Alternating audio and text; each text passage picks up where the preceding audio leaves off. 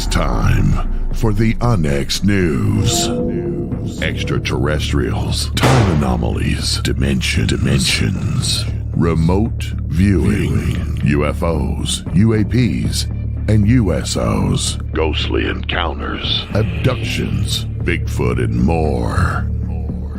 Your end of the week news source for everything unexplained.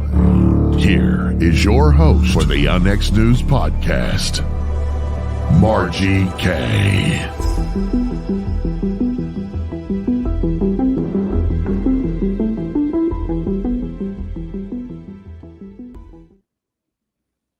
Good evening and welcome to Unexplained News. I'm your host, Margie K, and we are on the KUNX Digital Broadcasting Network here every Friday. Thank you for joining me this evening.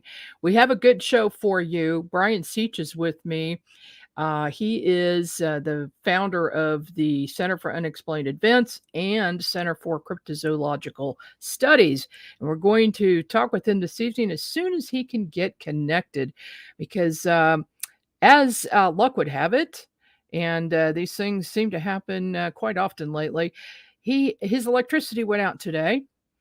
And while we can talk on the phone, and it shows he's connected here in StreamYard, he's really not.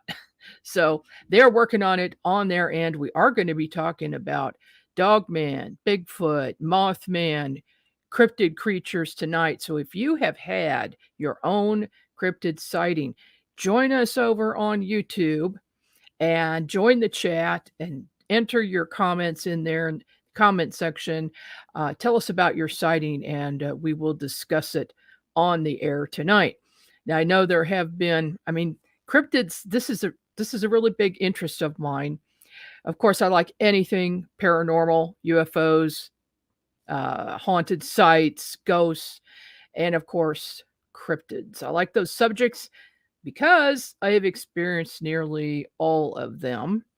And I was interested in it long before I had any experiences myself, like I'm sure many of you have as well. And I do want to mention that there was a Mothman sighting in Independence, Missouri on February the 23rd, just recently. A woman was in her backyard and she saw a flying humanoid, all black, with wings and bat-like wings, flying very close, within a few feet of her, actually, and only a few feet off the ground. She has had other sightings, but this is the most recent one. And I should note here that right at the Missouri River near Independence and Sugar Creek, Missouri, Kansas City, that's where most of these flying creatures and Mothman sightings have been the past few years. And this is going back to about 2011 when a lot of sightings started. So, and now, although there were a few before that time in this area, the Kansas City, Independence, Eastern Jackson County area really stepped up with sighting reports of these cryptid creatures just from that time period, from starting about 2011, big time. So I've had a number of sightings. I've talked about a few of them before on this broadcast, and I'm really looking forward to talking to Brian because he's a real expert on this. And so I'm hoping that he can get connected. So we're still waiting for him. If you've had a sighting, go ahead and mention it in your comment section. In the meantime, I'm going to read Brian's bio to you. Brian Seech is a researcher and investigator of the Unexplained and founder of two research groups, the Center for Unexplained Events, CUE, and Center for Cryptozoological Studies, known as CCS. Brian has appeared on Monsters and Mysteries in America, on Destination America, a national cable channel. He was featured on the independent film Mountain Devil, The Search for Frank Peterson. He was an extra in the Mothman Prophecies movie filmed in Pittsburgh and has also appeared on various internet radio shows. Brian is a member of the Butler Organization on Research of the Unexplained. He's a former member and investigator of the Mutual UFO Network and the Pennsylvania Bigfoot Society. Brian co-wrote articles for the Creature Chronicles column in the Hancock County Courier in West Virginia from August to November of 2013. Brian was also a co-instructor for the first ever cryptozoology class at Eastern Gateway College in Steubenville, Ohio. If you've had an encounter or sighting in Pennsylvania, Ohio, or West Virginia, please contact Brian at Center for Crypto Studies at gmail.com. So that's Center for Crypto Studies at gmail.com if you are in that area. Now, of course, if you are in the greater Kansas City area, the western part of Missouri, or actually Missouri in general, if you've had a sighting, then I would like to know about it and we can discuss that. And you would just file a report with me. My email address is margiek11, 1111, so 2 11s at gmail.com. Of course, you can always send me questions about anything, comments, if you want to talk about the show, if you want to submit something to the show, that's fine. I would enjoy having your feedback. So it's margiek1111 at gmail.com. Oh boy. So Brian looks like he cannot get in. I'm hoping that he does get that straightened out. In the meantime, I guess the best thing to do is to talk about some cryptids. Okay. So some of the cases I've worked on. Now, many of you know that I have been an investigator for some time and that I've had my own sightings. And one of the things that, a more recent event is a place called the North Farm. And we've named it that. It's not its real name. It's kind of like a Marley Woods area where the people involved, the homeowners, don't want the public to know about this. But enough strange stuff started happening that they did file a report with MUFON, and I've been investigating along with a couple of other investigators. And what we found is that this is one of those hot spots where everything seems to happen. We're talking balls of light, and not just tiny ones. Of course, they have those, but also gigantic ones that are 30 feet in width. And in one case, a ball of light came down to this woman and her daughter who were standing in the yard and came down to the ground, kind of exploded and then dissipated.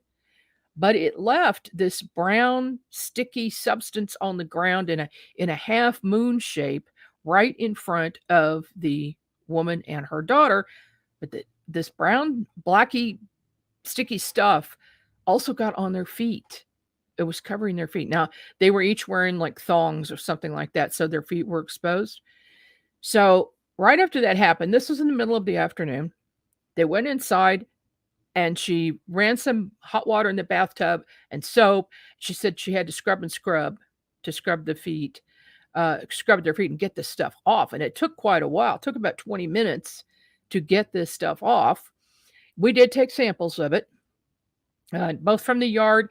And after she drained the bathtub, this sticky substance was left in the bathtub. So she scraped that up and she put it in a plastic bag, which is really smart. And that's something to remember. If you have a strange thing like that happen, go ahead and collect it, put it in a plastic bag and seal it up and give it to an investigator, because we have a lab. MUFON has a lab and we can investigate. We can go beyond investigation and we can see the actual chemical makeup of some of this stuff that we're getting. Some of it is pretty amazing, what has transpired at the lab. And the MUFON lab actually takes specimens from around the world. Other countries send their things to the only MUFON lab in the world, and it's in Missouri near St. Louis. So that's a really good asset to have. But the one test of this substance showed that there was a cleaning chemical with it. So I'm thinking that that's the sample from the bathtub where, she was using soap and she obviously used cleaning chemicals to clean the bathtub at some point. So that doesn't surprise me. But the testing's not done. We don't know what it is. It remained on the site for quite some time. As far as I know, it might still be there. We are headed back there in about a week and a half. 3 of us are going back. We're going to go during the day first. And I am setting up 3 trail cams. And one of them is connected to internet so that I can watch it all the time. And oh, looky here. It looks like Brian Seech has made it. I don't see his pretty face, though. Brian, are you with me? Yes. Can you hear me? I can barely hear you. Okay, wait one Let me second. turn the sound up on my end and see if that might be it. But we have no picture. Is that no video on your end? Yeah, I don't see my picture. Well, I see my picture, but Yeah, as long as I can talk to you, that's fine. Yeah, As yeah. long as you can hear me, that's awesome. I'm just happy that we were able to get you so we Okay. can. So I did your introduction, let everybody know who you are, and I'm so glad you could join me tonight. Oh, I was looking forward to it. Sorry about what happened. Our lights were off for 4 hours, and as I was talking to you, they just came on at like 20 after 6, and I had to redo my computer and everything. And at least I can talk to you. Yes, yes. Well, that's the important part. So I'm still going to tell people to go to YouTube to make a comment or a question or tell us about your sighting if you've had one. So, Okay. Brian, what got you interested in cryptozoology? Well, basically, I grew up in the 70s as kind of like a sci-fi geek. I would read all the UFO magazines, and as you probably know, like UFO Report, things like that. And Mhm. in some of them, there were actually reports of Bigfoot in conjunction with UFOs.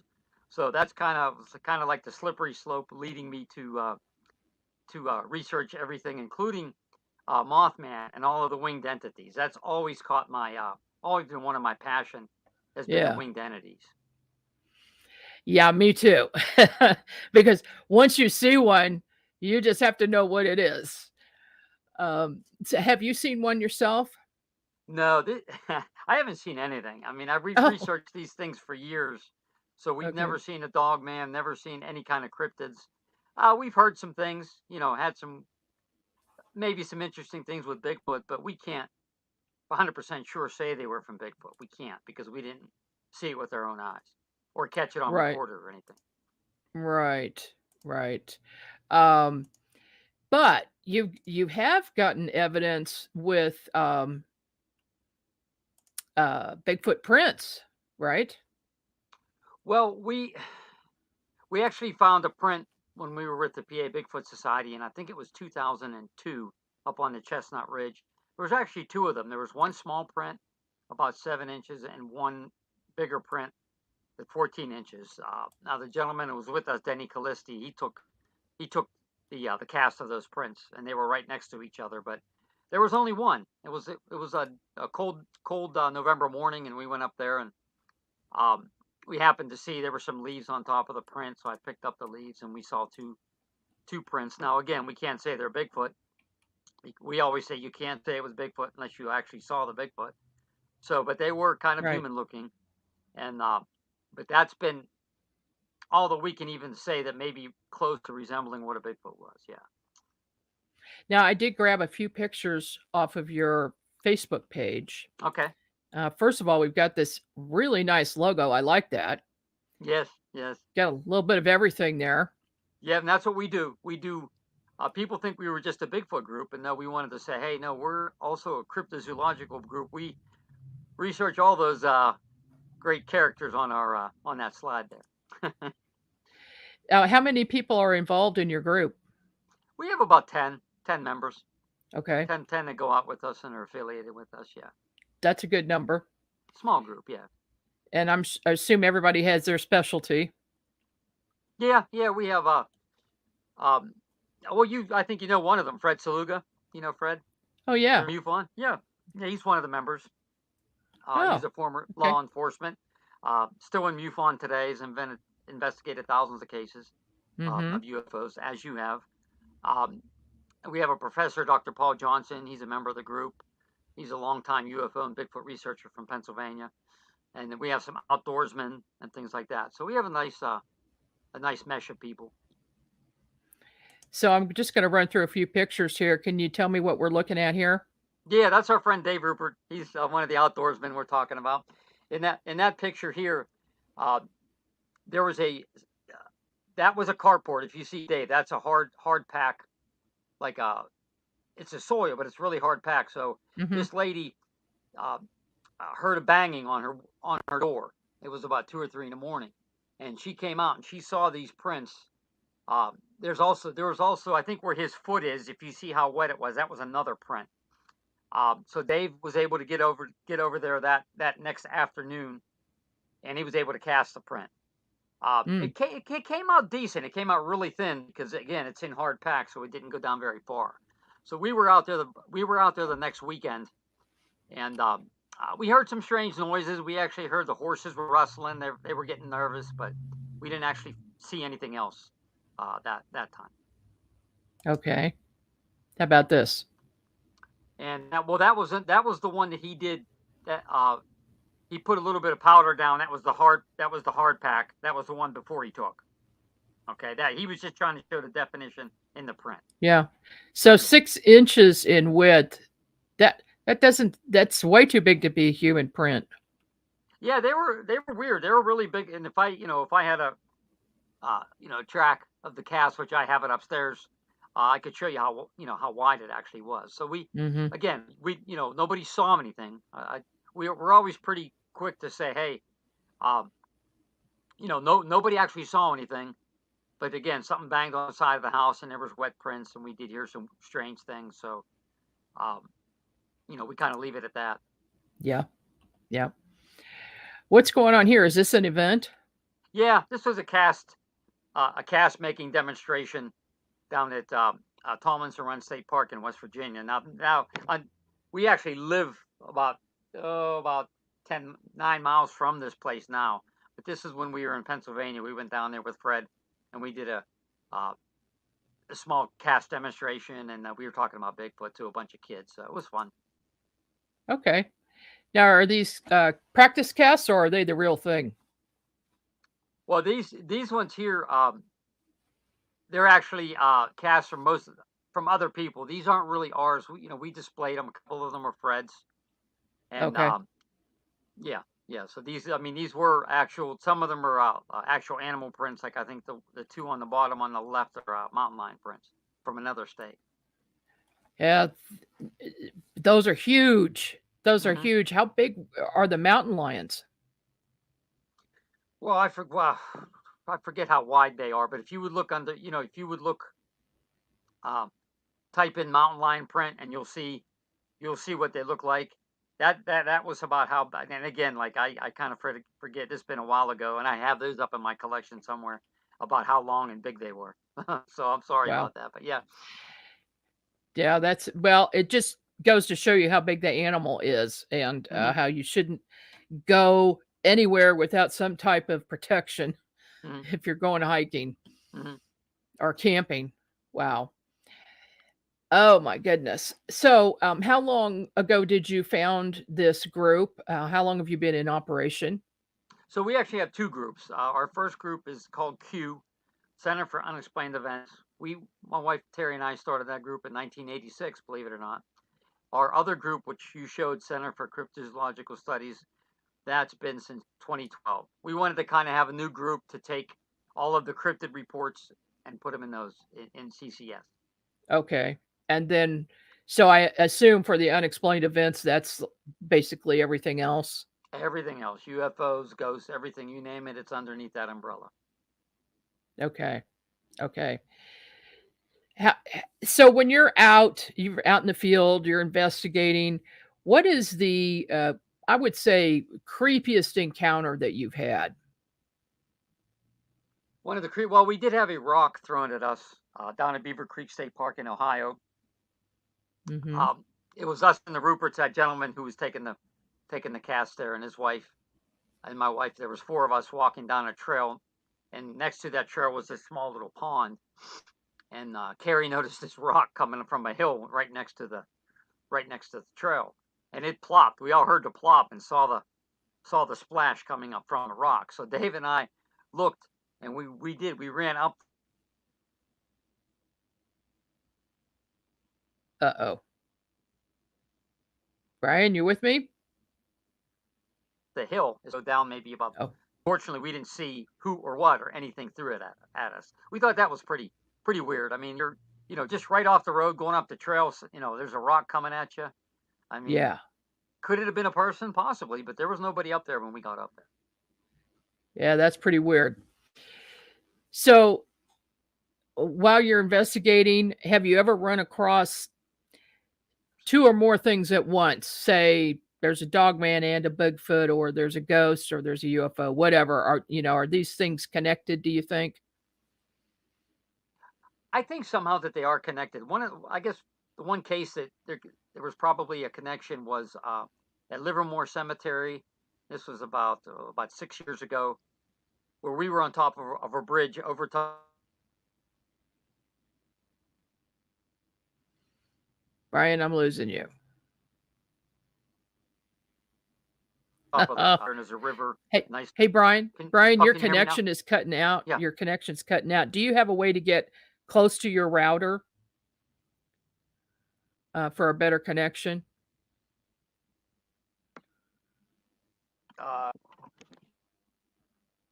Maybe. Or directly connect to the router. Are you on your phone? Yeah, I'm right next to it. Okay. Well, the All right. phone's the phone's yeah, no. It seems to be working okay now. So, all right, go ahead and repeat Okay. what you were saying. Okay, so where were we? I'm trying to think where we were at now. Livermore Cemetery. So we're standing on top of that bridge, and I was teasing my one friend, okay, who has this very loud, peculiar laugh. Okay, her name is Leah. So I made her laugh, and then from the woods a little further away, we heard this long howl. Okay? Oh. Almost as if it was reacting to the laughter. Okay, so now again, we did not see anything that time as far as that, but I took half of the team a little further on down, maybe quarter of a mile or maybe a little further down this trail, and we sat there with our night vision. So we see this ball of light, and it's a white ball of light, and it's coming down the trail. It almost looked like, say, a railroad worker walking down the railroad at night, swinging one of those railroad lanterns. You know what I'm talking about. I've seen that before. Have you? Yeah, and it was Yeah. really weird. It was weird. It was kind of reversed. You could see it with your naked eye, but when you tried to get it in the night vision, you didn't see it, which was kind of like reverse of what you think might happen with these. So, Mhm. I kind of shined a flashlight at it, and we start walking toward it, and just disappeared. We Oh had no my. explanation for that. And the other party, the other members, they were too far down to see it. They didn't see it. Only we saw it. Oh wow. Yeah, it was only meant for you. I guess. Yeah. Do you have, that kind of goes in line with spook lights. Yes. We have what we call Joplin, spook lights. yeah. Yeah. The big one is in Joplin, but there's several other areas that have them. Okay. Yep. And they seem like they have intelligence, and they operate intelligently. It's just one of the strangest things out there, I think, that just remains unexplained. Do you have any idea what they are? Wow. Yeah, I know. I got to think on this one. Well, I have told people too. It almost seems like they have a sense, like they're sentient, almost alive. I mean, are they like forms of energy? It just seems like they are intelligent or are under intelligent control. If you want to, because I know that you research Right. UFOs. My wife and I were former members of MUFON back in the day. It's been a while, but she was also a state section director. So, wow, I wish I could like tell you more. It's just one of those. Yeah. It's bizarre. it's bizarre. And I have a couple of your books. I've actually just recently got your Sonoma County Phenomena one. I got that a couple days ago.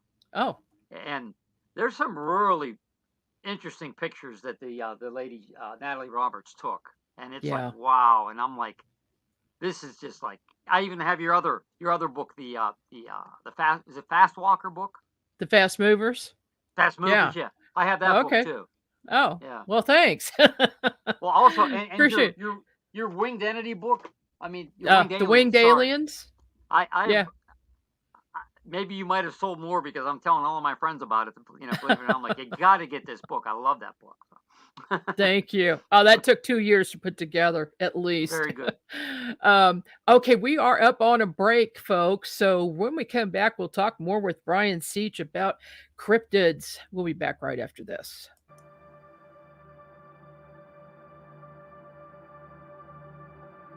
Unlock the mysteries of the spirit realm with the new book, Meeting Wallace. In this channeled work by renowned psychic medium Larry Costa, the reader will delve into the profound wisdom of his spirit guide, Wallace. Together, they share the transformative journey of harnessing psychic powers from the celestial plane. Discover the extraordinary psychic gifts that have empowered Larry on his path, and immerse yourself in a thought-provoking and awe-inspiring read. Meeting Wallace is a groundbreaking endeavor, and it is a perspective seen through the eyes of a spirit guide.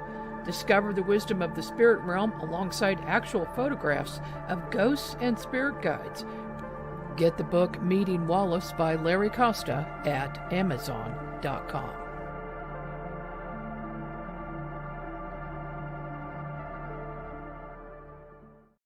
Debbie Ziegelmeyer is an experienced diver, dive trainer, and UFO investigator who has researched sites around the world that have water-related UFO activity.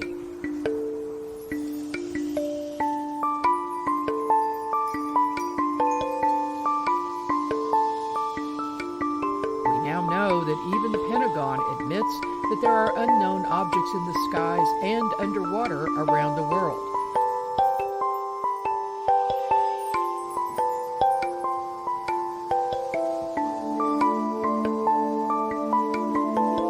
Debbie compiled an amazing book to catalog many of these sightings. The Alien Colonization of Earth's Waterways, a reference guide to UFO, USO, water-related activity, has received rave reviews by UFO researchers and the public. The book is available at Amazon.com.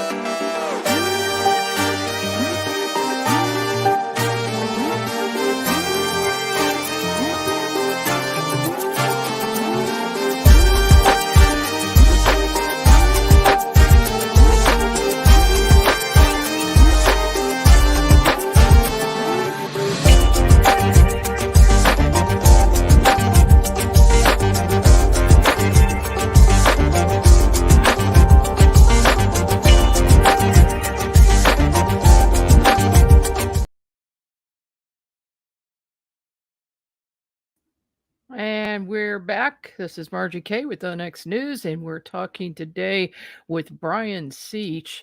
He's with the Center for Cryptozoological Studies.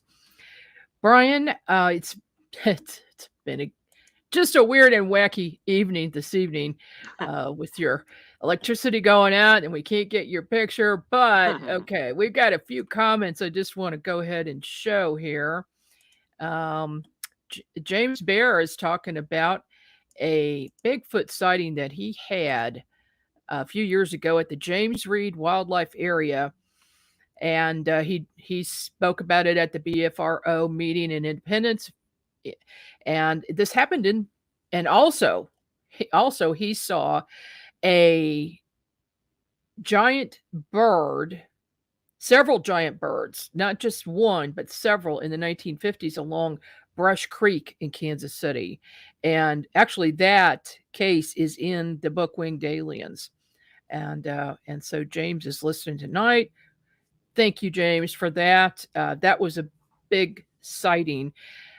And so for the James A. Reed Wildlife Area, this is just like a big, huge park here in Jackson County, Missouri, with cities surrounding it. Do you get many reports from places like that, Brian? Well, as far as like some of the bird, like we call them thunderbirds here. We lived in Pennsylvania all of our lives except for these last 2.5 years that we moved down here. The Chestnut Ridge area that extends from Indiana down to Morgantown, that is kind of like a hotbed of thunderbird sightings. And believe it or not, some of these people were saying that some of these bird-like creatures, they look like pterodons or pterodactyls, believe it or not. Yes, I got the same thing. Yeah, and we're trying to get some of these reports down here in West Virginia also. Most of the reports that we have gotten, though, are more of the winged humanoid. We call them winged entities, winged humanoids. Mm-hmm. Especially here in West Virginia now. We picked up 2 or 3 since we've got down here.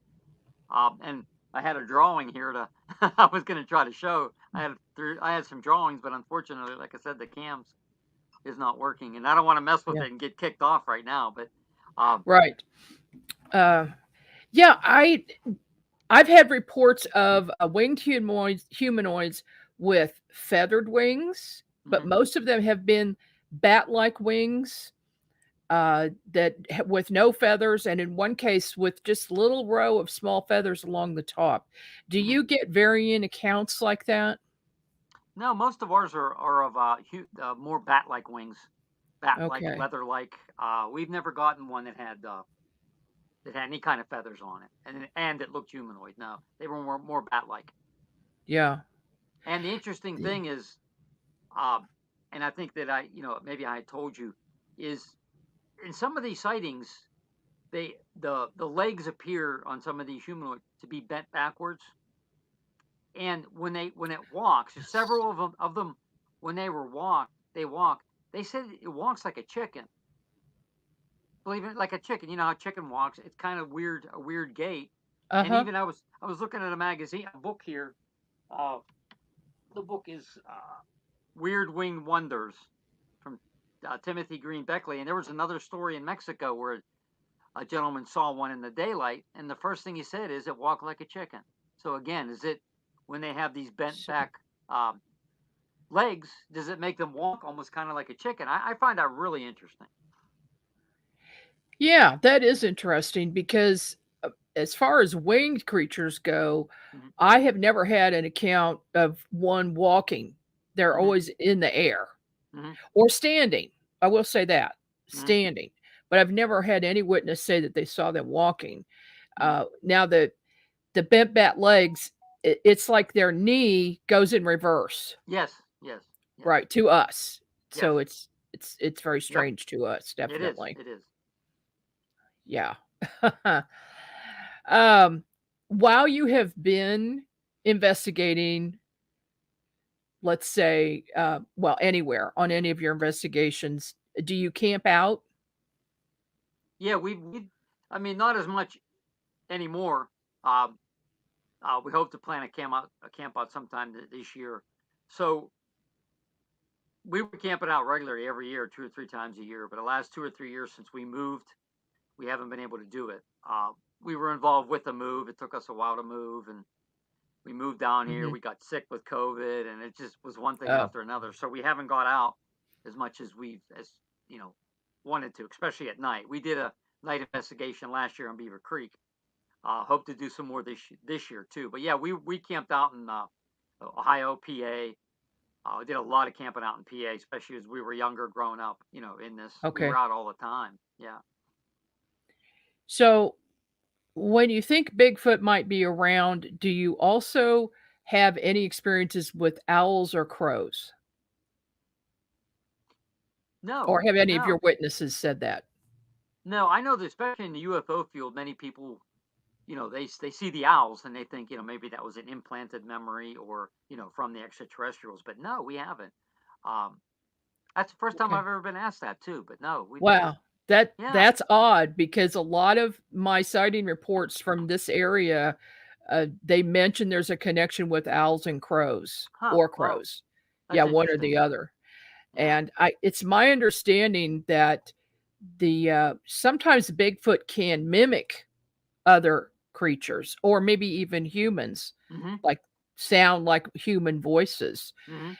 Have any of your witnesses said that they heard chatter between Bigfoot? Uh, not chatter as much as once or twice like growls. You know what I mean? Not like a Oh, chatter. Um, like I know that there's a samurai chatter. There's chatter out there you can type up, especially on the Bigfoot BFRO website. But no, never the chatter. hmm. Okay. Got a question in the chat. Do you think a UFO sighting with Bigfoot, Mothman, orbs, Native American apparitions in conjunction with a portal would cause the initiates to be familiar with each other? Hmm. I'm not quite so sure. I know what that means, Carl. Why don't you try to clarify that? What do you mean initiates? Uh, maybe he means all of these things. Uh, the Mothman and Native American apparitions. Do you think there is any connection with ghosts, spirits, Bigfoot, Mothman, things I like that? I do think that there's somehow some kind of a connection that maybe they're not 100% connected, but certain aspects of some of these things could be connected. And as far as like the portal, we do think that some of these creatures, especially maybe the winged entities, some of your dogmen, they may come out of portals. And I know Mhm. as a quote unquote cryptozoologist, that's not a nice. I mean, people don't want to hear you say that. But what I tell people is, as an organization, we research every cryptid as if it's a living, breathing entity or creature, whatever you want to put, animal. Um, but that does not necessarily mean 100% we believe it is. But I believe you have to start out, and that's scientifically, right? You're trying to get Mhm. scientific proof. You're trying to get maybe hair samples, scat samples, footprints, uh, maybe where it interacts with like tears trees up, bends bows, things like that. Not that I'm 100% sold that Bigfoot does that, but you want to try to bring out something substantiated to show that, hey, this is a physical animal, but there's something else to it. I think there's a piece of the missing puzzle in the Bigfoot phenomena. I've always believed that. I'm not smart enough to know what that is. I am not. I try. I just it just racks my brain. The longer we're in this, it seems like the dumber we get sometimes. Well, it's kind of like the more you don't know Yes. type of situation. I remember 40 years ago, I thought I was going to solve all these questions and have all the answers. And no, still working on it. Uh, yeah, I But mean, all of this stuff to me seems to be connected in that they're possibly interdimensional creatures. uh-huh. And also, I think it really has something to do with consciousness, with your Mhm. level of consciousness. If a person is in a meditative state, I think they're much more likely to see things and experience things Mhm.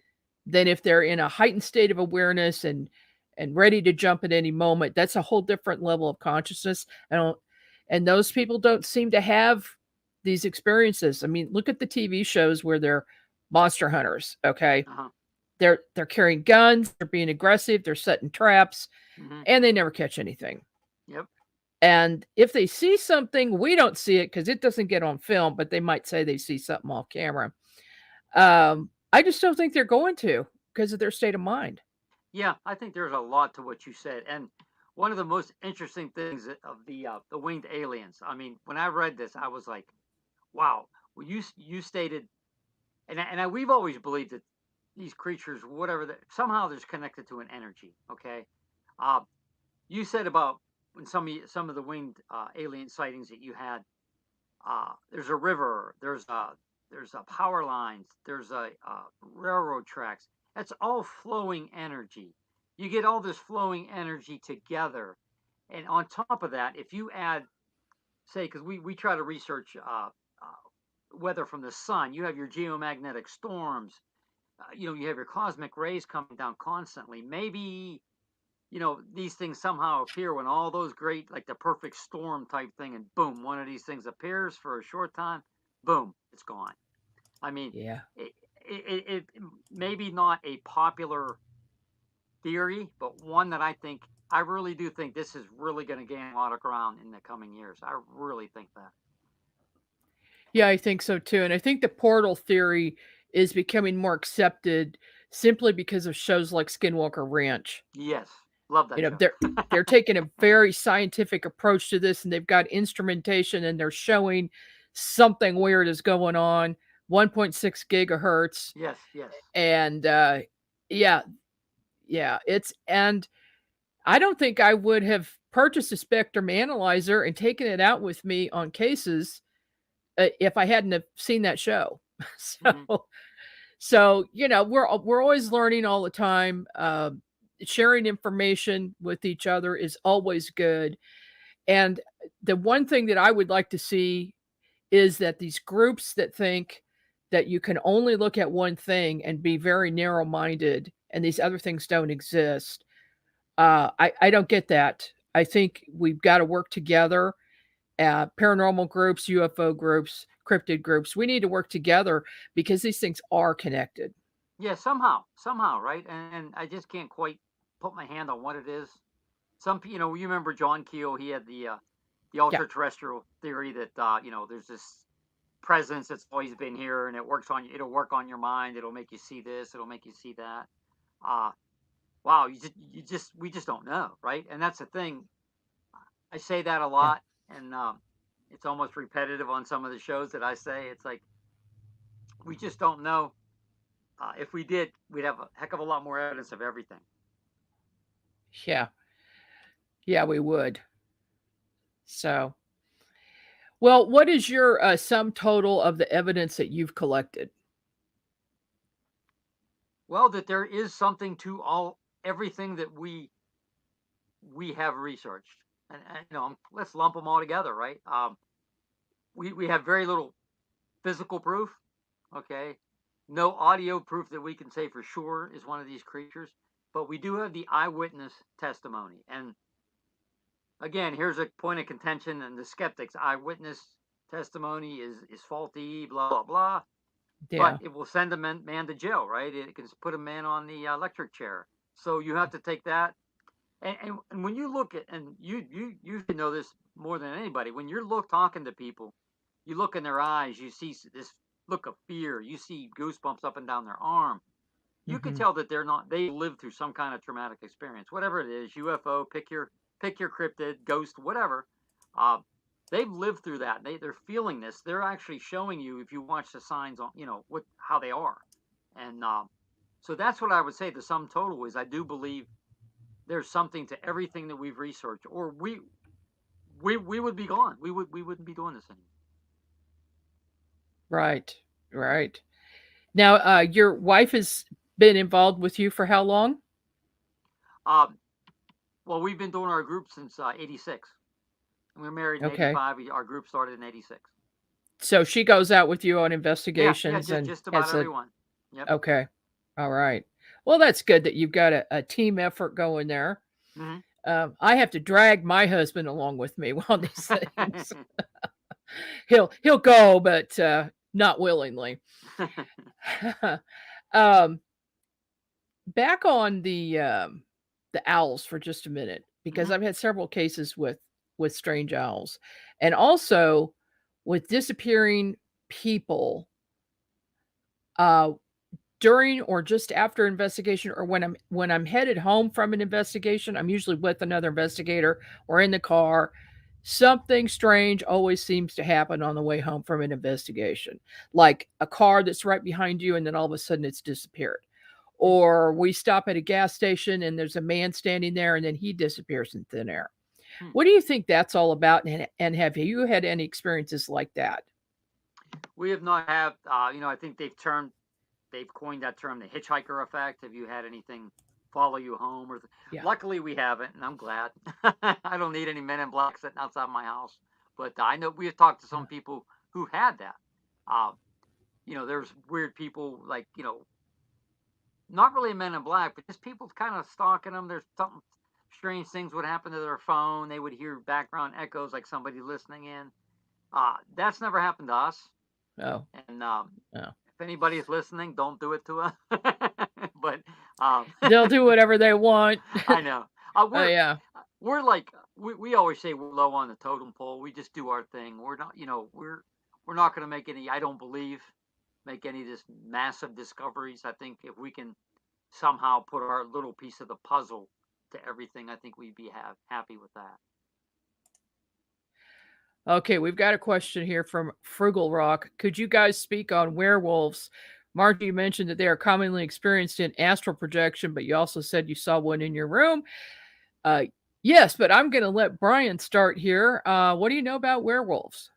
Yeah, we call them dogmen.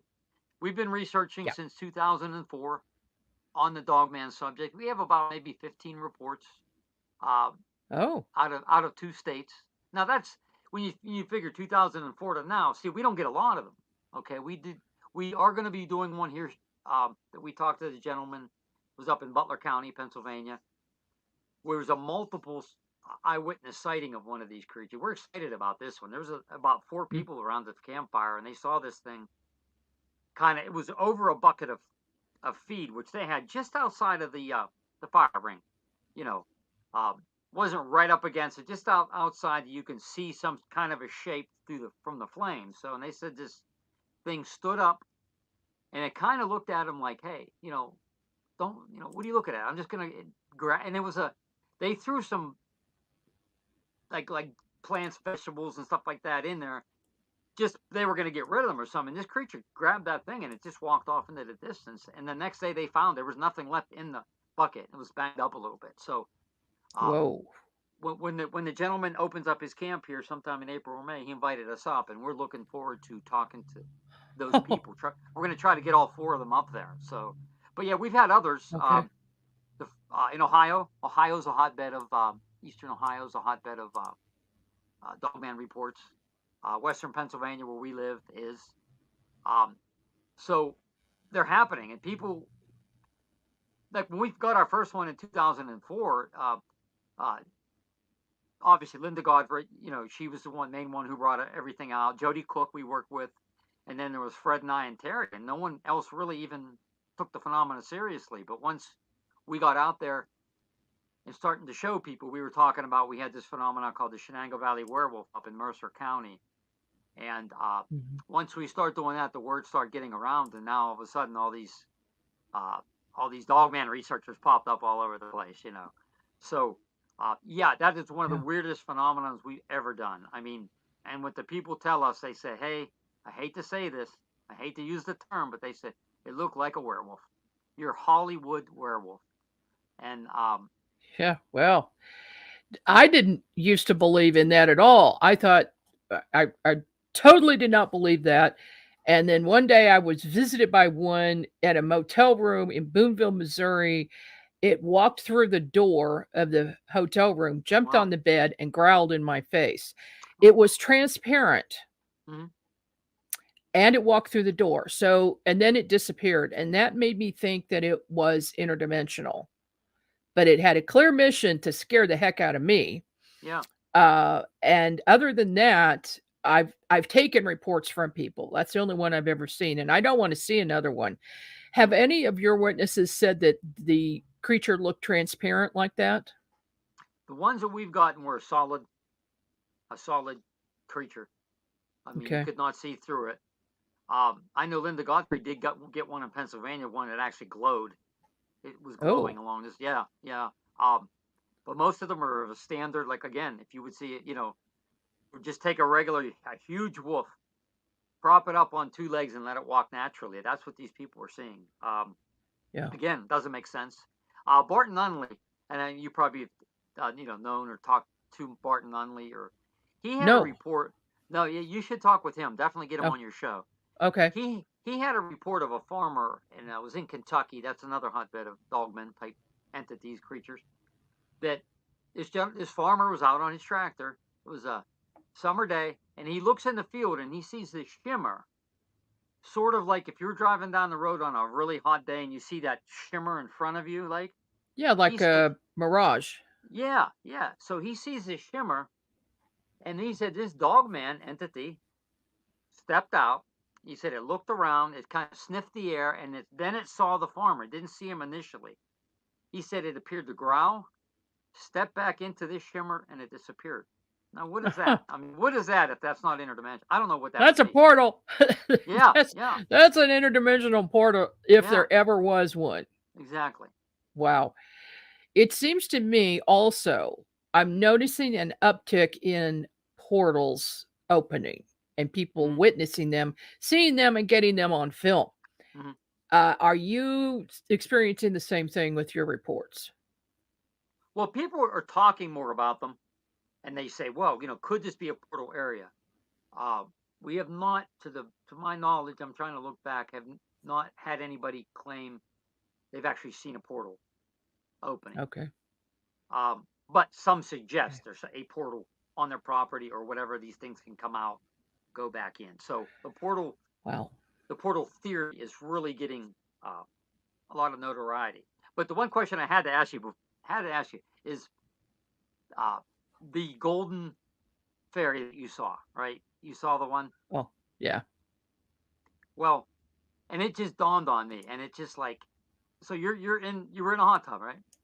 Yes. You're in a hot tub Hmm. with water, and what was that water doing? Churning.